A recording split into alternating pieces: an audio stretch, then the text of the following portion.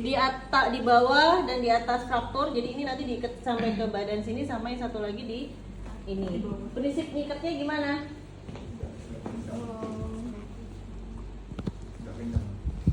Nggak kencang tapi Tidak lepas. tidak longgar.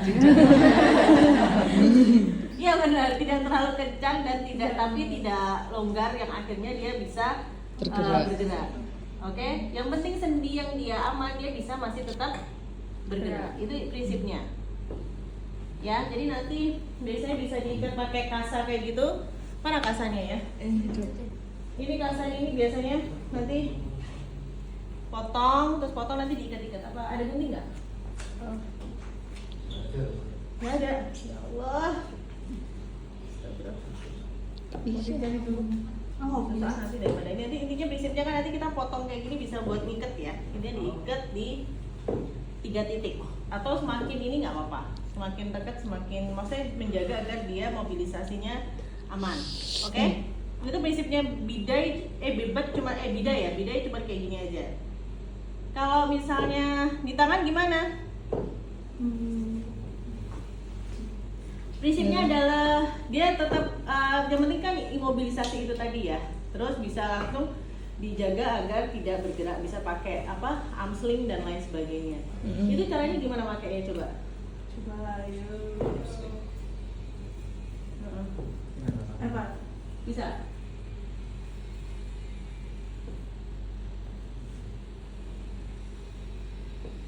Iya, prinsipnya adalah seperti itu. Sampai bidai ada yang mau ditanyain? Intinya cuma itu aja sih kalau bidai. Kalau bebat ada yang mau ditanya? Bidai mau ditanyain nggak?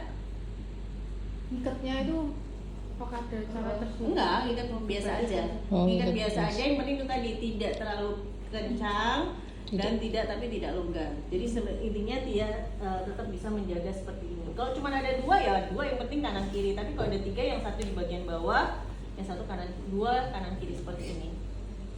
Ya, kalau ini kan sudah ada dilapisi ya, jadi nggak perlu kita lapisi lagi. Tapi kalau misalnya kamu punyanya adanya kayu dan lain sebagainya, sebaiknya dilapisi kain, karena kan biar nggak terlalu keras. Bahkan kalau misalnya di bawah ketiak, kalau bisa kan ada dilapisi kain lagi biar tidak sakit. Gitu ya. Iya. Oke, itu yang bidai. Kalau bebat ini ada berapa macam dek? Ini cuma ini toh. Karena ukurannya masih sama. Ini kayaknya cuma 4 inci ya, benar 4 inci. 4 inci berarti buat di ekstremitas apa? Atas. Kalau di bawah berarti pakai ekstremitas bawah itu berarti berapa? 6, sekitar 6, 8 itu kamu bisa pakai. Semakin dia di daerah yang bawah itu memang dia akan semakin besar butuhnya. Kalau misalnya bebat itu prinsipnya apa dek? Rise. Apa rise? Mengangkat. Rest. Oh, istilah. Ice, compress sama Elevasi. rise. Oh. RIC. Tak pikir. Belum ada nggak baca buku ini. Rice. Rise bukan rice, ini ya rice. Rest, jadi kita biarkan untuk tulang yang mau kita bebat itu dia adalah rest dulu, resting, terus kompres. Kita menekankan untuk kita kompres, makanya kita juga kasih ice sama elevasi. Makanya kalau kalian lihat para atlet kayak gitu kan, biasanya dikompres ice, udah dikompres dikasih ice, biasanya dielevasi. Itu prinsipnya adalah untuk mengimobilisasi juga dan untuk mengobati dari trauma muskuloskeletalnya ya. Kalau misalnya rise, contoh di sini untuk bebat ya, sorry ya. Bebat ada berapa macam dek? Kalau yang sirkuler itu prinsipnya bisa kayak gini nih ya. Ini kayak gini pun juga harus ada caranya ya. Ini kayak gini. Ini kalau yang sirkuler aja kayak gini. Ya, terus nanti tinggal dikasih ujungnya buat ini. Terus apalagi yang ke atas?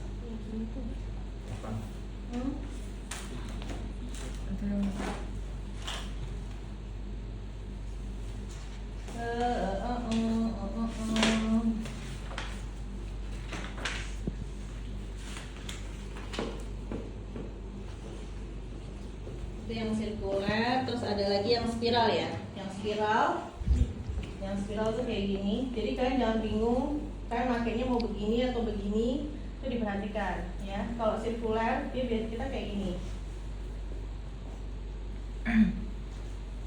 Pastikan apa dek? Jangan terlalu longgar tapi juga jangan terlalu Rapat. kencang. Dan kita juga pastikan apakah arteri radialisnya kan juga jalan kencang misalnya, dan saat setelah bidai, saat setelah dibebat pun juga masih aman. Kenceng ya. Ini namanya spiral. Modelnya kayak gini, dia akan naik ke atas. Terus nanti diikat pakai di fiksasi.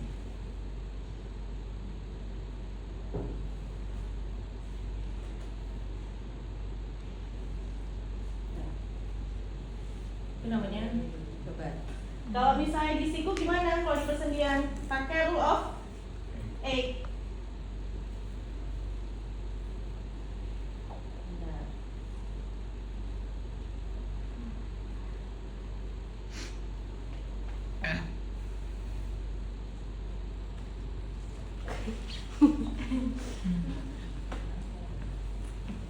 Yes, again.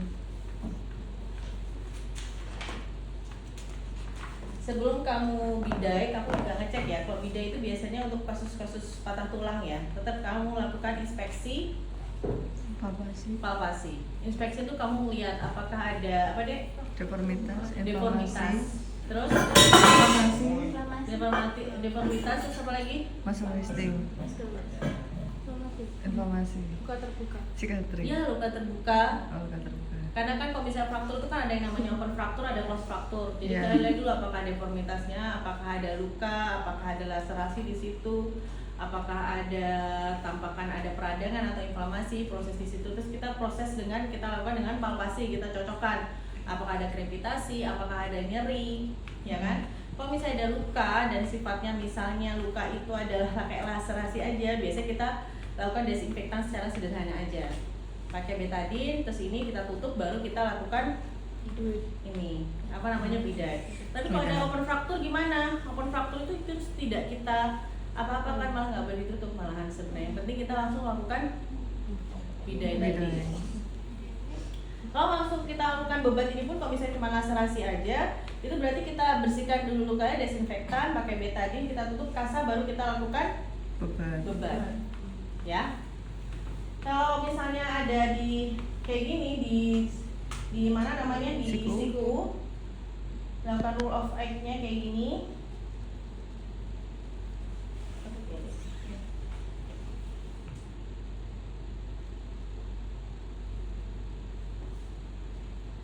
Kenapa dibilang rule of 8? Jadi dia kayak angka 8 gitu loh.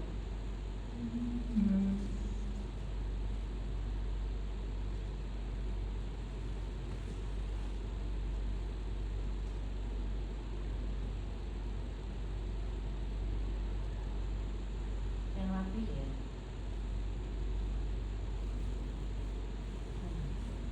Kayak angka 8 jadi set, terus kayak gitu. Terus gimana? Relaksasi.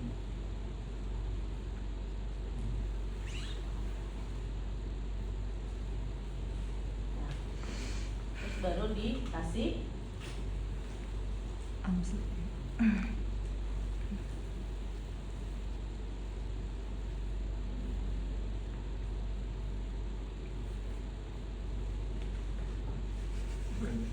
ikat.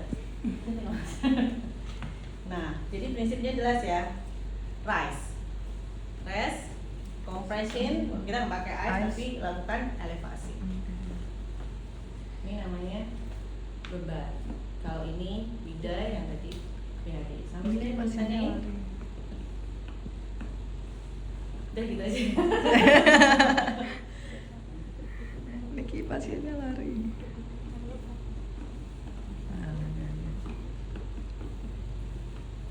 Kencang ya kan? Jadi emang harus dipastikan dia kencang, tapi juga tidak akhirnya tidak apa namanya mengganggu dari aliran darah. Yang penting itu. Oke? Sampai sini gini. kita sendiri harus ada kuda-kudanya ya. Ini pakai ini ya. Terus naik ke atas nih di hulu hatinya dia ini. Jadi langsung tekan kayak gini. Nah ini kita nih kuda-kudanya harus ada. Makanya kita satu masuk di sini terus ini. Terasa ya di hulu hati gini ya. Jadi pakai ini loh. Pakai ini. Oh. Pakai ini kalian. Jadi di naik di pas di hulu hati gitu sambil ditarik gitu. Itu manuver Heimlich. Kalau orang luar kan langsung mereka tahu ya. Tahukah manuver Heimlich kayak gitu ya? Kalau Iya. kita kan banyak yang nggak tahu. Jadi itu pakai kudanya gitu. Jadi masukin kaki satu kita ke bawah pasien gitu langsung ditarik. Oh.